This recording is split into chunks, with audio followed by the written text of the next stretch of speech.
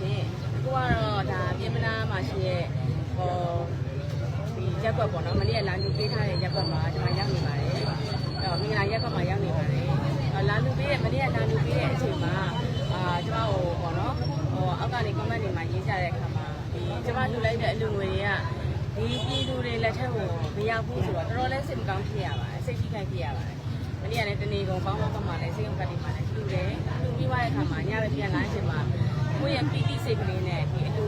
ထားတဲ့ post တွေကိုတင်လိုက်တဲ့အချိန်မှာအောက်ကနေပြီးတော့အိုကြီးလို့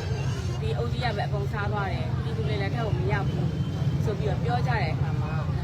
ဒီ Facebook မှာကျတော့ဒီခုချင်းစီမှာမရှင်းချင်ဘူးရှင်းလည်းမရှင်းနိုင်ဘူးအဲ့အတွက်ကြောင့်မို့အခုဒါဒီမင်္ဂလာရက်ကိုပြန်လာတယ်ကျွန်မတူပေးလိုက်တဲ့အင်ဂျီအရောက်စီတိုင်းကိုကျွန်မပြရတယ်ဒီအမတွေနဲ့လက်ထဲကိုဒီအိမ်အောင်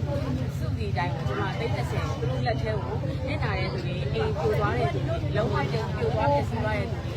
အသက်ဆုံးရှုံးသွားတဲ့သူတွေပေါ့နော်အဲ့ဒီသူတွေလက်ထဲကိုကျွန်တော်ကိုယ်တိုင်အကုန်လုံးကိုထည့်ပေးခဲ့တာဖြစ်ပါတယ်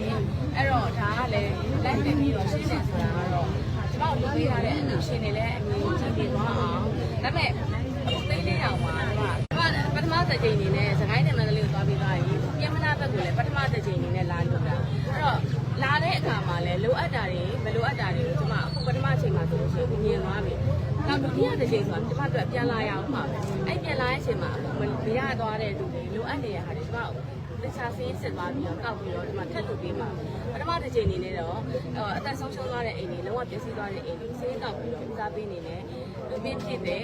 ပြင်မနာမှာဆိုလို့ရှိရင်ထိခိုက်သွားတဲ့အိမ်တွေကအများကြီးပဲဒီရက်ကွက်မှာကတော့ပို့ပြီးတော့များတယ်ဆိုပြီးကျွန်မတို့အကြံပေးကြတယ်ဆိုတာဒီမင်္ဂလာရက်ကွက်မှာကပိုများတဲ့အတွက်ကြောင့်လို့ဒီမင်္ဂလာရက်ကွက်ကိုဦးစားပေးနေတယ်ဆိုပြီးကျွန်မပထမဆုံးပြောလိုက်တယ်ကျန်တဲ့ရက်ကွက်တွေမှာလည်းရှိတာမှန်တယ်အဲ့တော့အဲ့ဒါတွေကိုလည်းထပ်ပြီးကိုစင်းကောက်နေဒုတိယတစ်ချိန်ဆိုတာလာမှာပဲကျမတို့အခုကပြင်မနာပြီးနေပြီးတော့ပြောလို့ရှိရင်ကျမတို့အင်းလေးဘက်ကိုလည်းဆက်ဖို့ရှိနေတယ်ဒါပထမတစ်ချိန်နဲ့